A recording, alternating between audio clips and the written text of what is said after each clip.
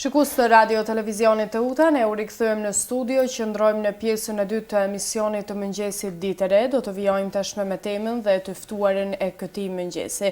Me neve në studio kemi nderin dhe kënaqësinë të kemi drejtoreshën e librarisë Ulqini, Arlinda Osmani, për të folur për aktivitetet se cilat janë në vijim për këtë librari. Mirëmëngjesi Arlinda dhe faleminderit që jeni sot me neve.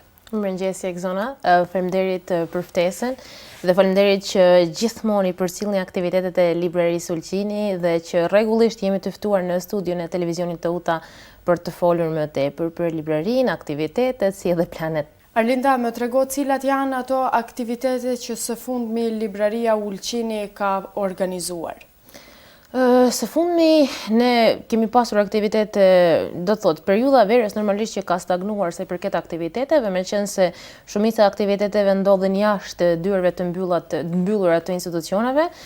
Kështu që tash në periudhën e shtatorit, nëse mund ta quaj, kemi pasur një aktivitet mjaft interesant, në këtë rast organizuar nga Shoqata Intelektual Art Klubi, ku kemi pasur ish ambasadorin, ish ministrin e punëve të jashtme zotin Besnik Mustafaj, tash shkrimtar, ka folur me Arta Qendra Marko, dhe ka qenë një mbrëmje shumë interesante ku ka mbledhur mjaft dashamirës të librit, të diskutimit, kemi folur për disa romanet e tij, pastaj edhe për jetën, edhe është diskutuar më tepër për ndoshta disa çështje të cilat na brengosin neve në lidhje me identitetin, kombin, leximin, fjalën e shkruar shqipe.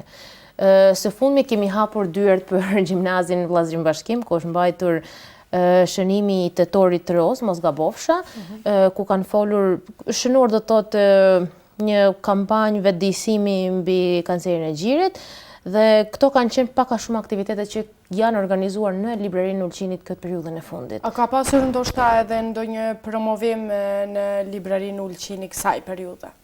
Siç e thash, ka qenë promovimi i disa botimeve të ish ministrit, tash shkrimtarit zotit Besnik Mustafaj, kurse vetëm kanë qenë 2 muaj, shtatori dhe tetori nga periudha verore të cilën kemi folur. Në periudhën verore janë mbajtur disa aktivitete të ndryshme, po që besoj i kemi mbuluar pak a shumë gjatë herëve të kaluara.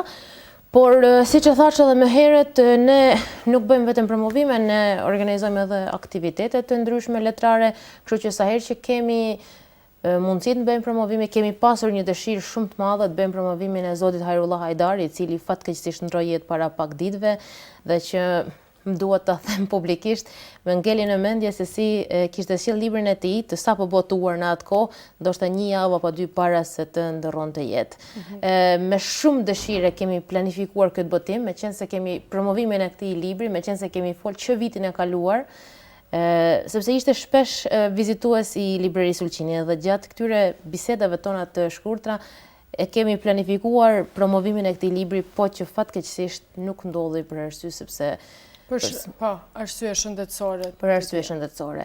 Por unë shfrytëzoj rastin që t'i ftoj të gjithë lexuesit dhe të interesuarit për këtë libër, t'i lajmëroj që ky libër gjendet në librarinë tonë, edhe pse nuk është bërë promovimi, libri është në shitje. E dim që libraria Ulqinit ju bën disa vite që është bërë hapja e kësaj librarie. Sa është dhe sa ka ngelur interesimi i qytetarëve të Ulqinit për këtë librari? Po tashi, pyetja ndoshta përgjigjen mund ta ndaj në 2 segmente. Segmenti i parë, nëse bëhet fjalë për leximin, atëherë interesi ngel, mund të themi se i njëjtë, por edhe kjo edhe interesi i lexuesve, po ashtu ndahet në disa segmente tjera, sepse kemi lexues të moshës së rritur, edhe kemi fëmijët. Unë jam shumë e kënaqur që nganjëherë dhe i promovojmë në faqen e rrjetet sociale të Instagramit fëmijët, lexuesit e vegjël të librarisë tonë, edhe interesimi për librin ngel mjaft i madh sa i përket librave për fëmijë, por edhe për të rritur. Megjithatë, duhet të konsiderojmë që Ulqini është një qytet mjaft i vogël, tash i dimrit është edhe popullsia e Ulqinit është edhe më e vogël se gjatë verës, kështu që ne nuk mund të ndoshta të shquhemi për lexues të rregullt çdo ditë, por kemi blerës të librit, kemi blerës të rregullt të librit, por duhet të kemi parasysh që në qytet kemi edhe një bibliotekë ku librat nuk blihen, por librat mund të merren të lexohen dhe të kthehen. Kështu që ne patjetër që mburremi me ato lexues që kemi. Sa përket interesit në segmentin e dytë të mbrëmjeve të aktiviteteve kulturore, Këtu, nuk e di. Këtu jemi i çik më skeptik për arsyen sepse ndoshta edhe ne duhet ndrojmë qasje sa i përket mbrëmjeve kulturore, aktiviteteve që organizojmë, meqense ka vite që ne e shohim këtë trend, ka vite që e shohim këtë trend të pjesëmarrjes në mbrëmje kulturore në qytete më të mëdha, siç janë Tirana apo Prishtina. Dhe ne që merremi me këtë ndoshta, si të quajmë, analizë të brendshme, e shohim që dhe në qytete më të mëdha interesi për promovime, mbrëmje letrare, veç sa vjen e bjen. Arsyet e sakta nuk e di, nuk mund t'i diskutojmë për arsye se nuk kemi të dhëna të sakta sepse, po ndoshta janë disa faktorë të ndryshëm që tash i libri ndoshta është bërë më i qasshëm edhe online. Njerëzit janë me të zënë me aktivitetet e veta. Gjithsesi ne duhet marrim masa që t'i përshtatemi më tepër publikut dhe që t'i afrojmë njerëzit tek libri, por që normalisht nëse kjo nuk është mënyra, ne duhet gjejmë rrugë tjera paralele që libri të jetë sa më afër lexuesit dhe që diskutimi normalisht mbesi pjesë e aktiviteteve tona. Si bashkëpunon ndoshta libraria me shkollat dhe me institucionet e tjera që i përkasin librarisë? Bashkëpunimi me gjithë institucionet është shumë i mirë. Siç e thash paraprakisht, ne i kemi hapur dyert së fundmi për gjimnazin Vllazërim Bashkim, ku meqense janë hasur me problematikën e përmbytjes, me rastin e vërshimeve, të shirave të shumt, aktivitetin e tyre që e kishin planifikuar në shkollë e kanë mbajtur në librarinë Ulqini.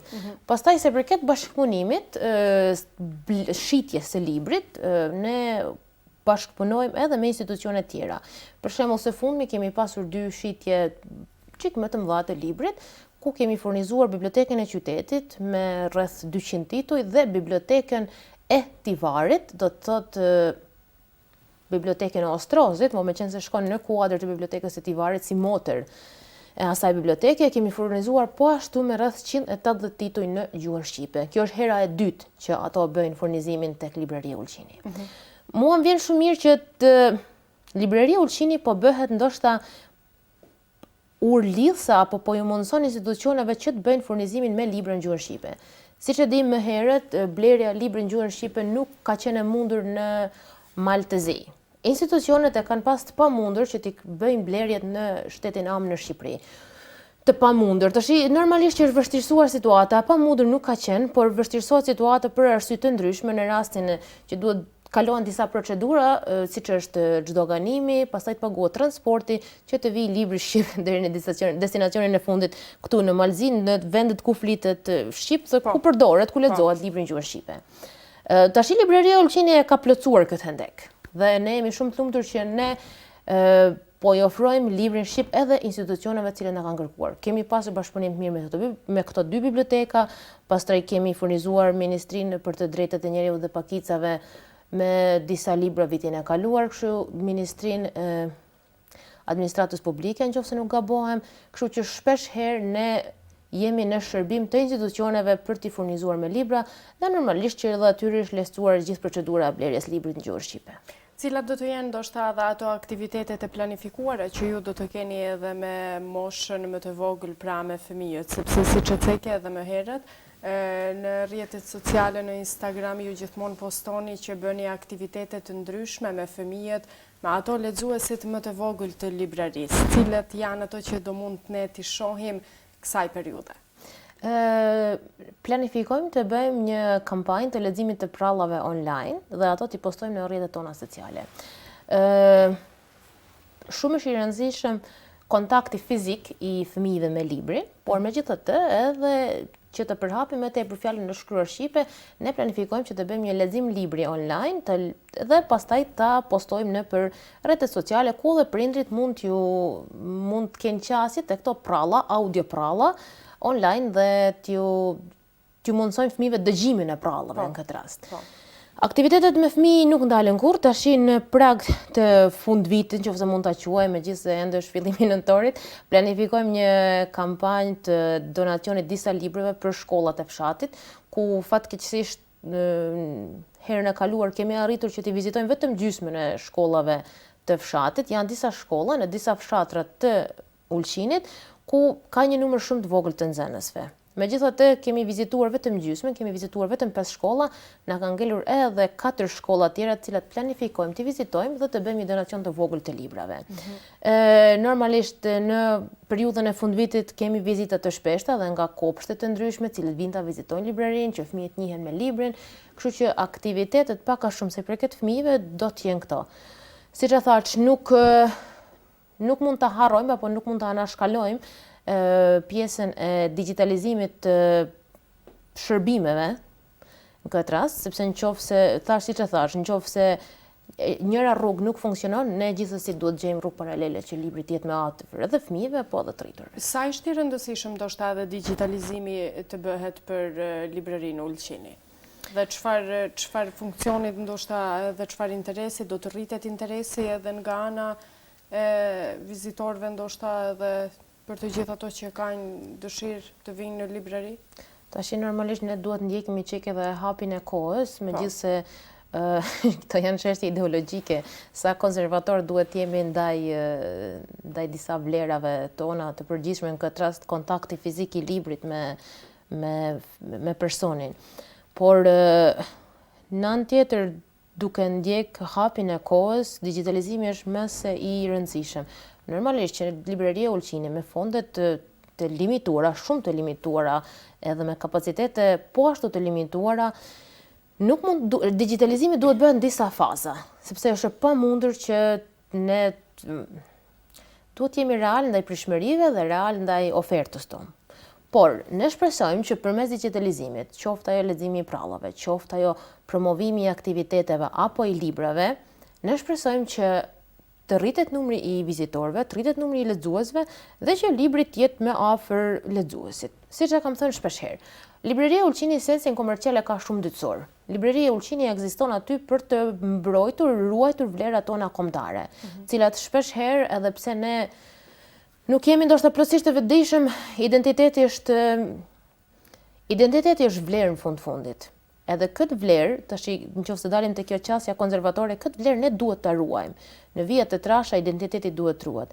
Për atë arsye, siç e thash, sensi komercial nuk është parsor, por gjithsesi, sensi parsor apo misioni i librarisë ngel që fjala e shkruar shqipe të depërtoj tek një masë më e madhe dhe që ndoshta sadopak edhe dashuria të rritet përmes kësaj fjale të shkruar shqipe dhe librit shqip, aktiviteteve, qoftë kjo përmes aktiviteteve fizike, qoftë kjo përmes ndoshta kampanjave online, në mënyrë në këtë rast me digitalizimin e disa projekteve, sidoqoftë ky është qëllimi jon. Bëhet fizikisht apo bëhet online, nuk ka lidhje, ne aty jemi për të përmbush objektivin ton.